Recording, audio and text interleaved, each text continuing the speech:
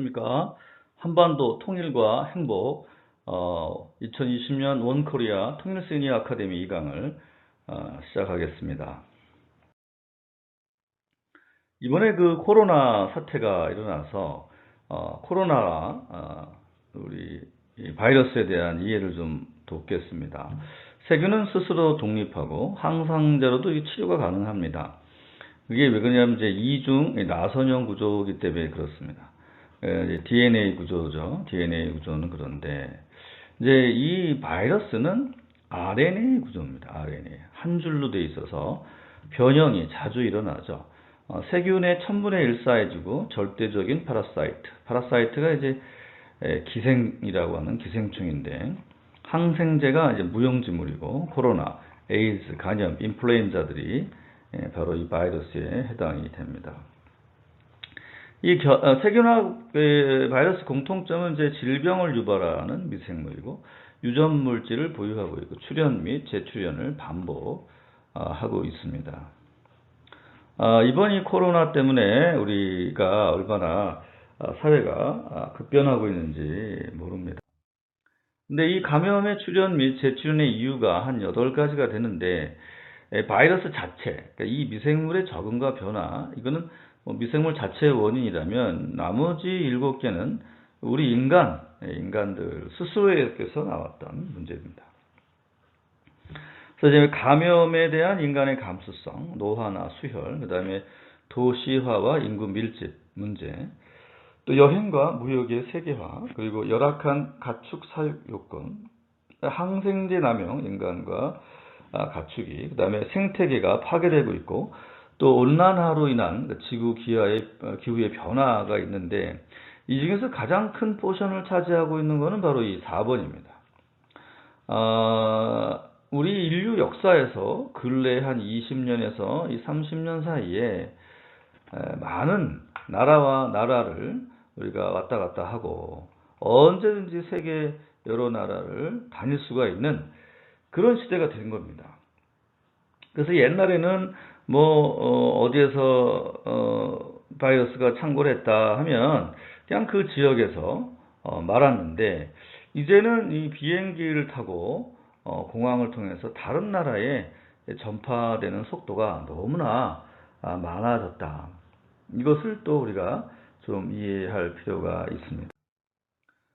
그런데 이제 우리가 보면 설치류는 이제 쥐인데 쥐에 이제 179종의 바이러스를 갖고 있고 또 인수공통 68개나 갖고 있습니다. 산타 또 수막염 같은 것들이 쥐과를 통해서 전이되고 박쥐는 137종의 바이러스를 갖고 있지만 인간과 같이 공통적인 게 한 61개.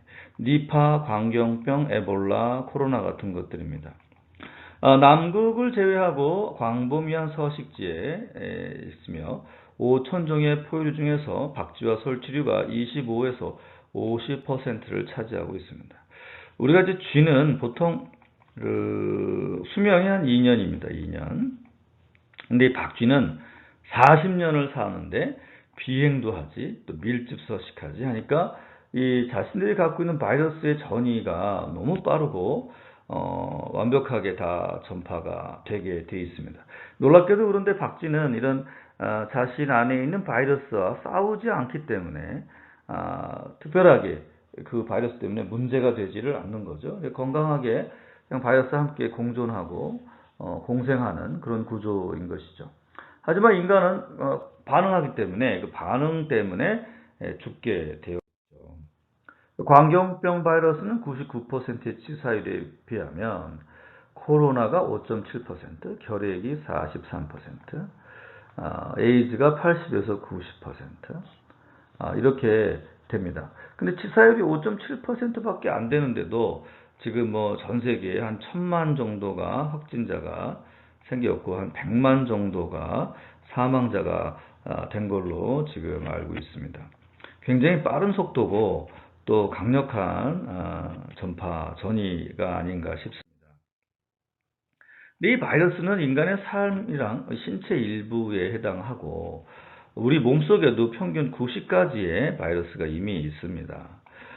그러므로 사실은 이 바이러스에 대한 이해를 해야 되는데 인간의 총 무게하고 바이러스의 총 중량이 바이러스가 한 3배 정도 많습니다. 그러니까 이 지구에 존재하고 있는 게 더 많죠. 그러니까 이 미세한 이 바이러스의 존재를 아직도 우리가 많이 모르고 있고 정복이 전혀 되지 않은 그런 상태에 있는 것이 사실이죠. 이 코로나 바이러스 때문에 전 세계가 이게 단절되고 있죠. 단절되고 있어서 뭐 북한하고도 더 교류하기가 힘들어지고 전 세계가 그런 상황에 그래서 언택트의 시대가 열렸어요. 그러니까 온라인 상으로 서로 또 북한하고 주고받고 해야 되는데 이게 뭐 온라인 상으로도 또 북한하고 이렇게 연결이 잘 안 되니 이번에 이 바이러스 사태를 통해서 통일 교육이나 또 통일의 운동 같은 것들은 온라인에 대한 플랫폼을 얹혀야만 된다라고 하는 사실들이 이제 또 중요한 이슈가 되고 있습니다. 과거의 그 팬데믹들은 14세기에 유럽에서 유행했던 흑사병, 패스트죠. 근데 유럽 남부에서부터 유럽 북부까지 전달되는데 1년이 걸립니다. 1년. 1년이 걸리면서 한 1억 명 정도가 사망을 했는데 1918년에 스페인 인플루엔자에는 0.5에서 한 1억 명 정도, 또 한국도 그때 15만 명이 사망했습니다. 1967년 천연두는 1,500만 명이 사망했고 2009년 인플루엔자는 100만 명 정도 사망했는데 요즘은 만약에 아시아에서 바이러스가 발병했다. 그러면 그날 밤에 캐나다에 전달이 되는 겁니다. 이게 이 시대 14세기에 비하면 지금 21세기는 너무나 빠른 속도, 전파 속도를 갖고 있죠. 지금 거의 이 코로나가 말이 나온 지 한 6개월 정도 됐는데 전 세계에 퍼져 있고 전 세계가 지금 패닉 상태에 빠진 상황이 됐습니다. 그래서 사실 전쟁보다도 이 감염이 인류사에서 제1의 살인자다. 그렇게 세균학자들은 보고 있죠. 그래서 현재 및 가까운 미래에도 이 결핵이나 세균까지 코로나19까지 계속 반복될 것이고 이런 것들에 대해서 우리가 보건 통일, 그러니까 의약품을 북한에도 많이 이렇게 전달할 수 있는 좋은 그런 시대가 오기를 우리가 또 기대하고 또 그런 내용들을 우리가 계속 준비해야 되겠습니다. 자, 코로나가 오면 정상적인 면역 과정의 과정이고 또 인터페론은 이제 선천성 면역이고 그다음에 후천성 면역은 킬러 T세포를 발현하는 건데 이제 코로나19가 들어왔을 때 급성 감염입니다. 한 2주간 있다가 잠복했다가 급속히 퍼지는 방식. 지금까지 저희가 그런 얘기를 나눴는데 우리가 이제 통일과 행복이기 때문에 행복을 논하기 위해서 잠시 또 코로나를 다루었습니다. 행복한 통일을 알려면 이제 포지티브 사이콜로지를 먼저 이해할 필요가 있는데 이제 마틴 셀리그만이라고 하는 박사님이 인간이 이제 어떻게 행복해야 되지 않겠습니까? 행복해야 되는데 남한과 북한이 이제 나눠져 있는데 서로 행복한 그런 나라가 되기 위해서 한번 다뤄보도록 하겠습니다. 인간의 긍정적인 심리적 측면을 과학적으로 연구하는 것을 긍정심리학이라고 합니다. 또 인간이 행복과 성장을 지원하는 학문이고 또 사실 인간은 남한이나 북한이나 할 것 없이 근본적으로는 행복과 성장을 추구하는 존재입니다. 그러니까 이게 북한이라고 해서 행복을 싫어하지 않습니다. 또 우리 남한도 행복을 추구하는데 이 행복의 조건들이 이제 여러 가지가 있겠죠. 그래서 행복한 통일을 위해서 오늘 좀 마틴 셀리그만을 좀 다룹니다. 긍정심리학자들이 제기하는 근본적인 물음이 뭐냐면 잘 사는 게 뭐냐? 행복한 삶이 뭐냐? 또 행복에 영향을 미치는 요인이 뭐냐? 또 인간의 긍정적 성품과 덕성에는 어떤 것들이 있는지, 또 지독한 고난과 난관을 극복하게 만드는 인간의 특성이 무엇인지, 또 어떠한 상황에서 자신의 긍정적 성품과 능력을 가장 잘 발현하는지에 대해서 연구하는 것이 이제 긍정 심리학. 그 행복이란 무엇이냐? 행복이란 쾌락주의와 이제 자기 실현적 입장이 있는데, 그것은 행복은 나비와 같아서 우리가 쫓아다닐 때는 이제 붙잡을 수는 없지만 조용히 앉아 있으면 당신의 어깨 위에 내려앉는다라고 학자가 얘기했는데요. 사실 평화로운 그런 삶의 이 나비의 움직임이 우리에게 필요한 것 같습니다. 사실은 막 싸우고 계속 전쟁을 하는 것, 진정한 평화는 전쟁을 통해서는 결코 이룰 수가 없습니다. 물리적인 통일은 바람직하지 않고 평화로운, 그죠? 피스 통일을 우리가 이루어야 하는데, 이러한 평화로운 통일을 이루기 위해서 남한하고 북한이 서로 행복한 그러한 조건들을 맞춰 가야겠죠. 그래서 행복한 사람들의 세 가지 모습을 보면은 즐겁냐, 그 다음에 또 적극적이냐, 또 의미 있는 삶이냐라고 하는 이 세 가지의 요소들이 있습니다.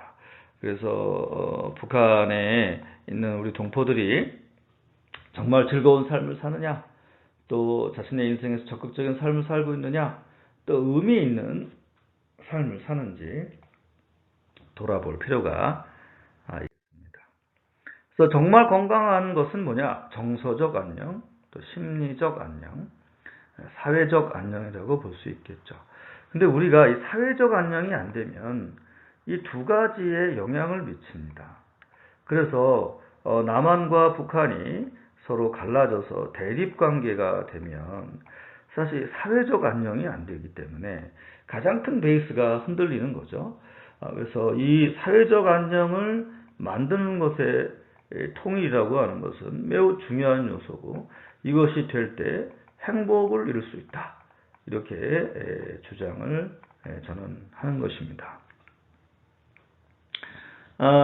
그래서 무엇이 행복하냐, 행복의 결정 요인은 뭐냐라고 했을 때 50%가 기준점이고, 그 다음에 의지적 활동, 또 삶의 상황이라고 보면 해피니스는 S 플러스 C 플러스 V다. 그래서 이 기준점과 의지적 활동이 매우 중요하겠죠. 이런 그 기본적인 베이스를 만들어주는 것이 매우 행복한 통일을 가는데 중요한 요소가 되었습니다. 그래서 행복에 미치는 영향이 뭐냐, 영향을 미치는 요인들이 뭐냐라고 하는 걸 볼 때 어떤 일을 할 것, 어떤 사람을 사랑할 것, 어떤 일에서든지 희망을 가질 것입니다. 임마누엘 칸트가 한 말인데, 사실 요인들은 다 이렇게 있는데, 높은 상관을 보니까 직업 만족도, 낙관성, 자존감, 성적 활동의 빈도, 긍정 감정의 경험도, 감사 경험, 요게 이제 제일 중요한데, 그것을 다시 풀면 이렇습니다. 그래서 통일을 위해서 우리가 행복한 일을 하자, 그리고 북한 사람을 사랑하자, 그리고 희망을 갖자, 이것이 핵심이 되겠습니다. 우리가 어떻게 준비해야 될까요? 그래서 마음의 통일의 준비를 행복한 개인이 우리가 되고, 또 능력 있는 개인이 되어서 디지털 학습을 할 수 있고, 또 디지털로 교수할 수 있는, 그리고 전문 영역별로 각자가 전문성을 갖고 있는 통일 준비들을 해가는 것이 매우 중요하다, 이렇게 생각합니다. 통일과 행복에 대한 이야기를 우리가 나누어서 생각해 보았는데요. 이 강의를 듣는 시니어들께서 큰 도움이 되셨기를 바랍니다. 감사합니다.